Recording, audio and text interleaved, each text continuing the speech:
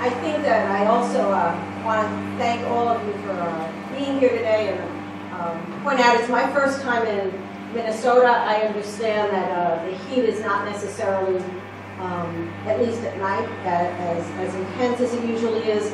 I hope that in the discussion there is some passion and some intensity in the discussion, even as we stay, as Joe Friday would wish, if we stick to the facts.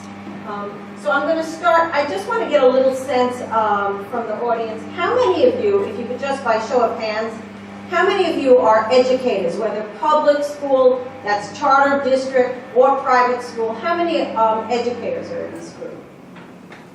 Okay. How many nonprofit service providers? What about business people? People from the business community? And government services, government services, and nonprofit funders or foundations. So it's a pretty even mix, actually, among all those groups. I hope that what I say has bearing for all of you in your work, and I'm going to give you a chance about midway through this to throw a few questions at me, just a few, so that I can try to make sure that I hit on some of them, and then I'll take more questions at the end.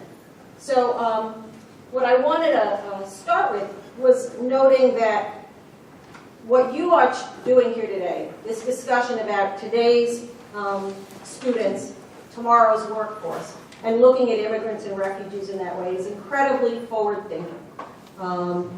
It is not happening everywhere in the country at all. There are many places this is not happening, and so for me it is a real privilege, given our mission, which is to provide quality education to recently arrived immigrant youth through building both our network of schools, but also sharing what we do more broadly, and our vision to enable all immigrants to become full participants both in the economy and in democracy. So it's a real privilege to be here with people who are tackling that question as well, and in a manner that's so collaborative, that reflects the commitment, the concern, and the vision that those speakers before me, and I'm sure all of you in the audience, feel. I want to talk a little bit about our schools. Our first school opened in 1985, and it started specifically because the community college in Queens was, I'm not sure we'll see in the next census, but was the most diverse county in the country. And even in the 1980s, the community college began seeing that high school graduates, immigrants who were graduating college high school were not prepared for college. And so Force did a collaboration with the New York City Board of Education, now called the New York City Department of Education, to open its first school on a community college campus. Over the course of a variety of years and various school reform efforts, 3 other schools were created, and you have that list on the table in front of you. Brooklyn, Manhattan International in 1993, Brooklyn in 1994, and in 2000, the Bronx. And we received federal money to create a partnership among those schools and developed a dissemination strategy, which was rather strange compared to what other people were doing, which is we said we were going to do one school at a time, and we were going to all learn from each other, and we were going to build on what we knew over time. So we had no nonprofit. We were a group of educators based in 4 schools in New York City, and it wasn't until 2003 that we actually formed a nonprofit with the infusion of some money from the Gates Foundation as it began its work nationally, building on examples of success,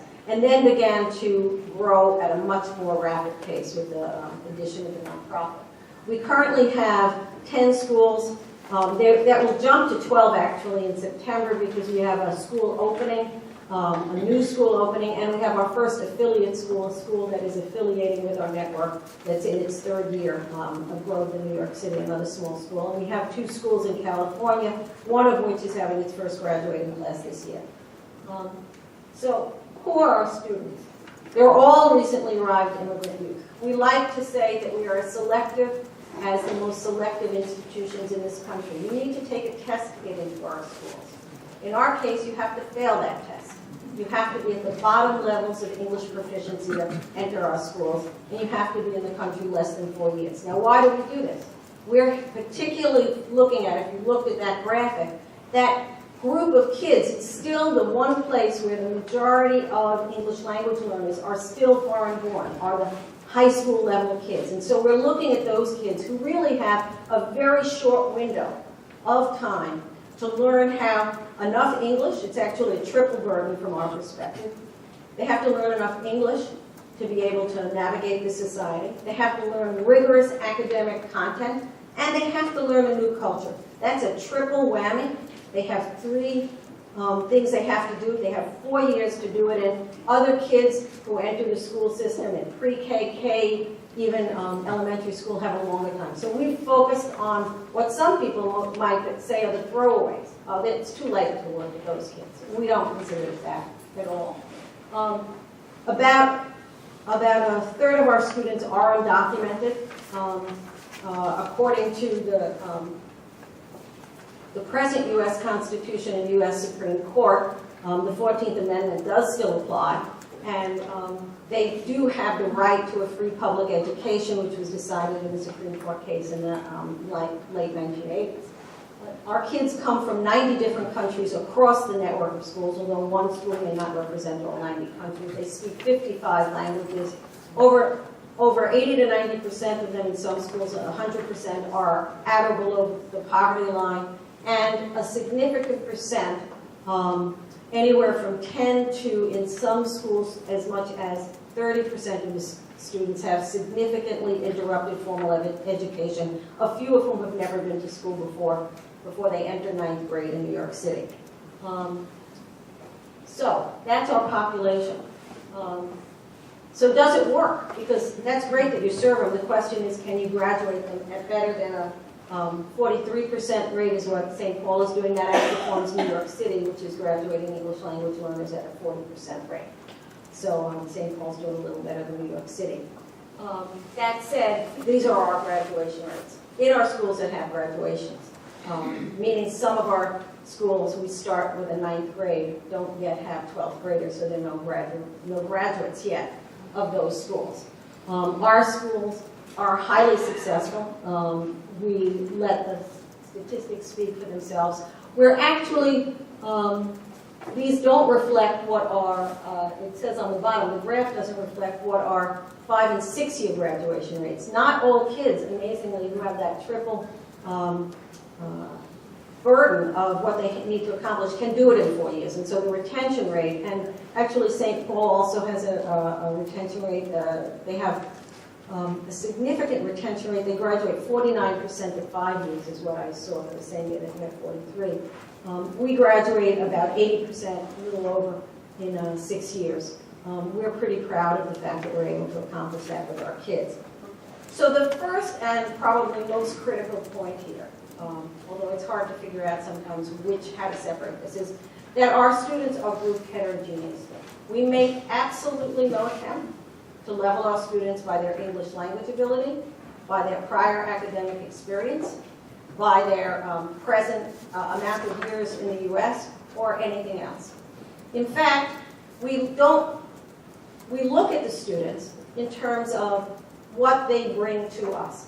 So the question that I often ask people, this looks like a really smart group, so this may fall flat on its face, but I'm going to ask anyway. If you wanted to create a homogeneous group, how big would that group have to be? How small? Homogeneous group. It's the norm. So if you really wanted a homogeneous group. Not possible. Not possible, exactly right. Not possible. You need a group of one. You get kids all on the exact same level on the English test. Well, they didn't get the same questions right or wrong. Or they didn't think about the questions. Some guessed on one and some guessed on another. That doesn't really give you a homogeneous group. So the reality is there is no such thing unless you have a group of one. So if you know you have diversity, the question is, how do you structure and organize instruction to meet the needs of a diverse group? How do you leverage diversity? That's where our approach is remarkably different than what everybody else does. Secondly, The way we do it is, the second half of the sentence, is collaboration. We create, as you heard the kids talk about, kids work in groups. Teachers work in groups, kids work in groups. Teachers do not prepare lesson plans. Teachers prepare something we call activity guides. It's a purposeful change of language. Just like we don't talk about anchor babies, we talk about children of immigrants in this group. Anchor babies being a term that I think Glenn may use to talk about the U.S. citizens. We don't talk about lesson plans because we want our teachers to be thinking about what are the activities they have to structure for groups of students to engage in. That requires training. People ask about that. We get both people through alt-cert routes, alternative certification routes, and through regular routes. That's really not the question. None of those, in general, prepare student teachers or whatever to teach the way we teach. We do that. So much so that we have started our own alternative certification program with the university where we have an urban teacher residency, and we've been training a dozen or so teachers every year for this is our third year. And not all of them work in our schools. Some of them move to other schools because we have a 90% teacher retention rate. So really, most of the change in our schools is in the new schools. So that said, the approach is one of small group learning where kids are working on projects and kids enter and exit at various levels and bring different strengths, just as they would in a team. In a workplace or anything else. Diversity brings strength to a conversation, and that's what we have the kids do. Now that's not easy. The second thing is, and this speaks to a question I was asking about, the 49-to-1 ratio that you're talking about of the ELL licensed teachers to the, which is a 206 data, I understand, I was told. But regardless, the question is, in our schools, every single teacher is a teacher of language and content, period. That's not a debatable question in our schools. If you want to work in our schools, that's set up front. We don't expect that you necessarily come in and know how to do that. That's not our expectation because you may not have been trained to do that. That's our job. It's the job of our school leaders. It's the job of the professional development committee. Each school has a professional development committee of teachers that designs professional development for that school site. And we have a professional development committee across the schools that designs cross-school learning. That is something that I know in St. Paul has been done for a while. If you go on the St. Paul website and look up ELLs, they have a really interesting history of the development of the ELL. The ELL department, I don't know if it's called a department here, but the services provided, and that's something that is talked about. But what's particularly unique, and this goes back to our first point, is if you go to the next thing, localized autonomy and responsibility. So what that means to us is that a small group of teachers on one level, this goes up and down, is always responsible for a group of kids. In our schools, it varies based on funding. California funding and New York funding are not at all alike. And so there are different ratios of numbers of kids to students, but teachers to students. The fact remains that a math and English, a science, and a social studies teacher, and that English teacher may be a licensed ESL teacher. And in some schools, we have an art teacher thrown in if there's money, and in other ways not. But that group works with a group of about 75 kids. And that's a heterogeneous group, and they're responsible for those kids' progress. That's it. They can't say, I'm sorry, this kid can't read. Can you get a reading, can they get pulled out, or can you give reading to them? They can say, I need these resources, and what resources we can provide, schools provide. But the fact is, they have the autonomy to design activities and curriculum for that group of kids, and they have the responsibility to ensure that those kids are progressing. That's it. Very simple. At the same point, the principals have the autonomy for designing a school schedule in their own schools. We don't deign from an office that is far away to make decisions like that, nor do we want the district to be doing that for our schools either, because it's our understanding that those closest to children can make the best decisions about what those kids need, and that the schools should be structured to support that, and that's the way they're designed. So there are teams of teachers in every school. The first year, it's a team of the whole. When you ask about how we start schools, we always start with the 9th grade. I'll get to some of the other factors later, but we always start with the 9th grade. The second year, it's a 9-10, and the 9s and 10s are mixed, so it becomes a 2-year curriculum, and we take the first year teachers, and some of them become team leaders, depending on the school's economic wealth. It could be 2 or 3 teams. And those team leaders have been trained and have learned from the model of the principal the first year about how to work with that group of teachers. And so that's the way we build out over time. The one learning model for all is the one that's hardest, but it's because if you look at the first letters, it actually spells hello, so that everybody can remember what our 5 core principles are. But it doesn't mean that all kids learn the same way. What it means is that the way adults learn and the way adults are treated in a building are the same way that kids will be treated in that building and the same way kids learn. We expect that kids will learn through actively working in groups and experiencing the learning. We expect the adults to learn the same way. That's, I got back to it, experiential learning. And so that means the teachers design their own professional development.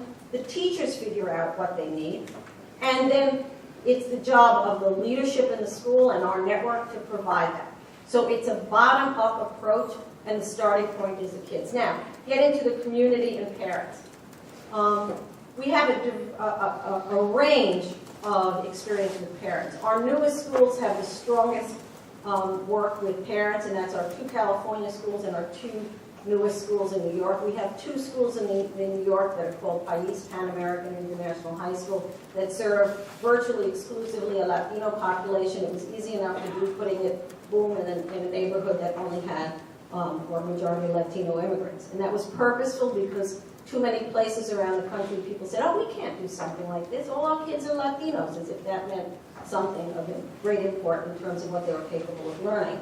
Although what we were told is, well, that's because if they were all Latinos, then they would have to only want to speak Spanish with each other, and they wouldn't learn English. So we just said, well, that, after trying to convince other people to do it, because in New York you have to really work to be in a school that only serves Latinos, we decided to do that. And so in those 2 schools, we have community partners, and from the Jump Street, they were designed to build on broader assets, more like what people call community schools, bring in more resources, and involve parents from the beginning. In those schools, we have almost 100% parental involvement in parent meetings at various points through the year. Even in our other schools, we're way above the norm.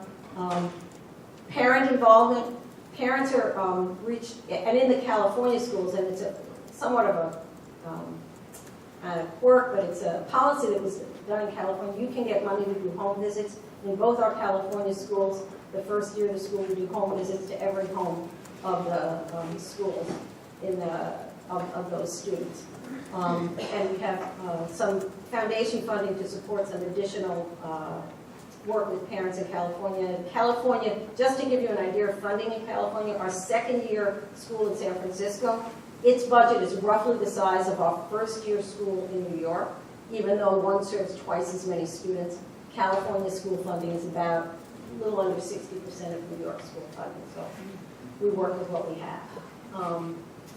I guess the last thing I want to say about this is, what does this mean in terms of kids? So Ziggy is a student I taught. I should point out, I was a teacher in these schools for many years. I taught in other schools as well. I taught from the front of the room. I taught in bilingual classes. I've taught ESL. But this school is where I found my home. And I found my home because of what it meant for kids like Ziggy, who came to this country as an Ethiopian immigrant, and who went into foster care, actually went into jail first, and then into foster care, because he was jailed when he came into the country because he wasn't coming in legally until he got his status. And Ziggy didn't know how to read or write when he entered our schools. And Ziggy came in as a transfer student from another school, He was 19 when he came to our school. We had 2 years to teach singing. So we didn't think we could get him fully fluent in reading and writing in 2 years. We did get him ready for college, and we did get him special services in college. And Ziggy graduated in those 2 years and went on to a community college and graduated community college. And the last I heard, I haven't been in touch with him for about 5 years, he was an assistant manager at Prestige, which is an upscale supermarket chain in New York. And he was a graphic artist. He loved that. That was what his degree was in. And he was designing freelance CD covers.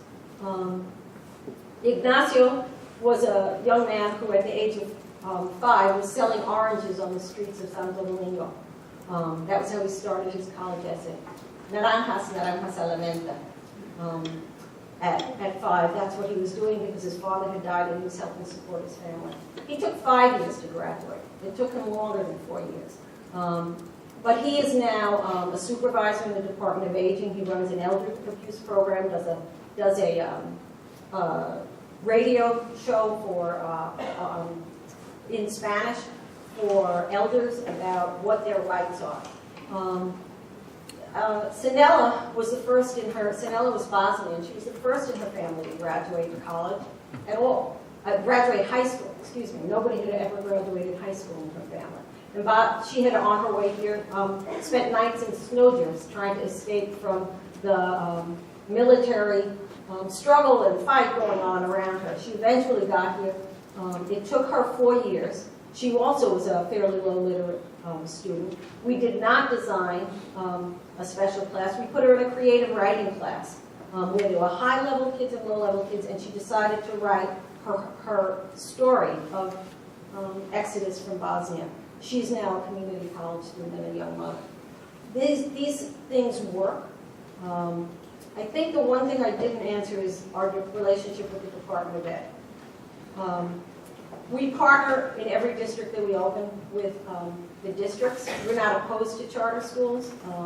Charter schools are public schools. We support public education.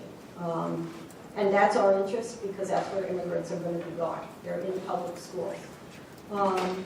We have a friendly relationship. The department has invited us to open more schools, and we're probably going to be opening about 2 a year in New York. In San Francisco, where we partnered with the district to open a school, they've invited us back, and we're now running professional development for about 8 schools in San Francisco that have newcomers to provide instruction to them.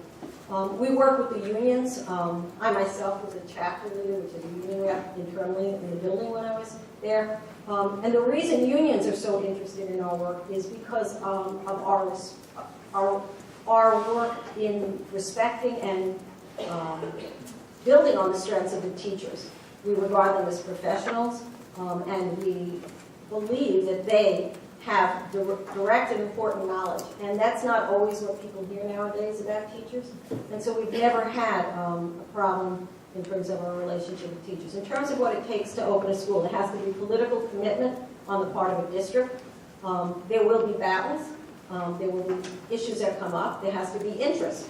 It has to be needed. There's also money that's required beyond what is required, not once the school is up and running, but in the early years. And I can share those numbers, and they vary depending on how much money the district is willing to commit. For example, in both San Francisco and Oakland, those principals who came from the local communities came and worked in a New York City school for 3 months to actually internalize the model, because it's our belief that the principal has to internalize this. We cannot impose this from outside.